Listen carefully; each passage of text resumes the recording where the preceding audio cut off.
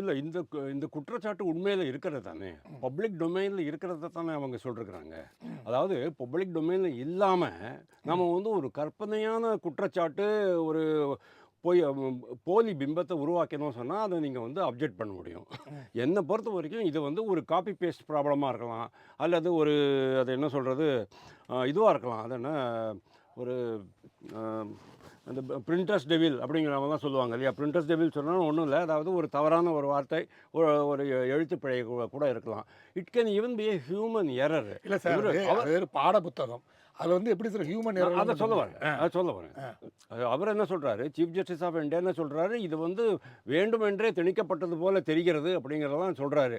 அப்போ நீங்கள் மட்டும் அப்படி சொல்லலாமா? அதாவது அரசு அதிகாரிகள் பண்ணுறாங்க அப்படிங்கும்போது வேண்டுமென்றே திணிக்கப்பட்டது போல் தெரிகிறதுன்னு வந்து சீஃப் ஜஸ்டிஸ் சொல்கிறதுக்கு நான் அப்ஜெக்ஷன் கொடுக்குறேன். ஏன்னா இவங்க வந்து வேண்டுமென்றே திணிச்ச மாதிரி நீங்கள் சொல்லும்போது, உங்களை பற்றி கம்ப்ளைண்ட் பண்ணும்போது நீங்கள் இவங்கள பற்றி கம்ப்ளைண்ட் பண்ணுறது சரியா அப்படிங்கிறது தான் கேள்வி. என்னை பொறுத்த வரைக்கும் இது ஒரு ஃப்ரிவோலஸ் மேட்டர்னால் உப்புக்கு சப்பு இல்லாத மேட்ரு. இந்த மேட்டரை அப்படியே க்ளீனாக க்ளோஸ் பண்ணிட்டு விட்டுருக்கலாம். இதுக்கு பதிலாக அவருடைய ரியாக்ஷன் எப்படி இருக்குது அப்படின்னா, அதாவது சீஃப் ஜஸ்டிஸ் ஆஃப் இந்தியாவோட ரியாக்ஷன் எப்படி இருக்குது அப்படின்னா, எதுக்கு எவ்வளவு ரியாக்ஷன் இருக்குது, ப்ரப்போர்ஷனேட் ரியாக்ஷன், டிஸ்ப்ரப்போர்ஷனேட் ரியாக்ஷன் 2 இருக்குது. இவரோடது ரொம்பவே டிஸ்ப்ரப்போர்ஷனேட் ஆக்ஷன் தான் நான் நினைக்கிறேன்.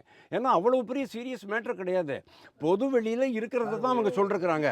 அந்த தலைப்பு மட்டும்தான் தப்பாக இருக்குது. அந்த தலைப்பில் என்ன சொல்லிருக்கிறாங்க, கரப்ஷன் இன் த ஜுடிஷியரி அப்படின்னு எழுதியிருக்கிறாங்க, அவ்வளோதான். ஆனால் அதுக்குள்ளே இருக்கிற கண்டென்ட் இருக்குது பார்த்தீங்களா, அது எல்லாமே கரெக்டாக தானே இருக்குது. அதில் வந்து எந்த தப்பும் கிடையாது. அந்த Bangalore principles of judicial conduct, அதுக்கப்புறமா வந்து ஒரு ஜட்ஜி எப்படி தானே வந்து பப்ளிக்லேயும் இன்சைட் த ஜுடிஷியரியும் நடந்துக்கணும் அப்படின்னு அவர் சொல்கிறாரு. அதுக்கப்புறமா அவங்க மேலே என்ன ஆக்ஷன் எடுப்பாங்க, இன்கேஸ் ஒரு ஜட்ஜு தவறாயிட்டார் சொன்னோன்னா அது என்ன ஆக்ஷன் எடுப்பாங்க அப்படின்னு கேட்குறாங்க. இதெல்லாம் அது ஆல்ரெடி இருக்கிறது தான். அதனால் இந்த தலைப்பு கரப்ஷன் இந்த ஜுடிஷியரிங்கிறத அவங்க என்ன பண்ணியிருக்கணும், மாற்றிருக்கணும். Treatment of complaints against complaint redressal cell in judiciary அப்படின்னு போட்டிருந்தாங்கன்னா முடிஞ்சு போச்சு. 1600 கம்ப்ளைண்ட் வந்திருக்கு அப்படின்னு அவங்க சொல்கிறாங்க.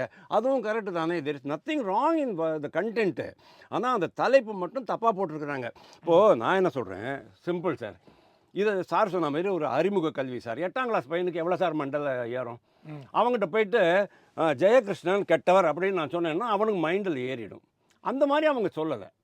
ஜெயகிருஷ்ணன் அப்படிங்கிறவர் ஒரு நெறியாளர், அவர் இதெல்லாம் பண்ணிட்டு இருக்காரு. இல்லை சார், உங்கள் முடிச்சிடுறேன். இல்லை உங்கள் நேரம் வரும்போது கண்டிப்பாக நீங்கள் பேசலாம், நீங்கள் குறிப்பெடுத்துக்கோங்க.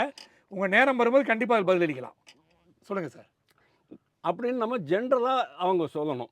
அது வந்து ஒரு பொது கண்ணோட்டம் மட்டும்தான் அந்த குழந்தைங்களுக்கு கொடுக்க முடியும். அதுக்கப்புறமா அதில் யாரோ ஒருத்தர் 2 பேர் லாயராக வந்ததுக்கப்புறமா, கோர்ட்டில் போனதுக்கப்புறமா, கோர்ட்டில் நடக்கிற அந்த சமாச்சாரங்கள்லாம் நான் வந்து வேறு ஒரு சொல்ல உபயோகப்படுத்த விரும்பலை. கோர்ட்டு எப்படி நிர்வகிக்கப்படுகிறது, வழக்குகள் எப்படி தீர்மானிக்கப்படுகின்றதுங்கிற அந்த விஷயங்கள்லாம் அவங்க later on they will come to know.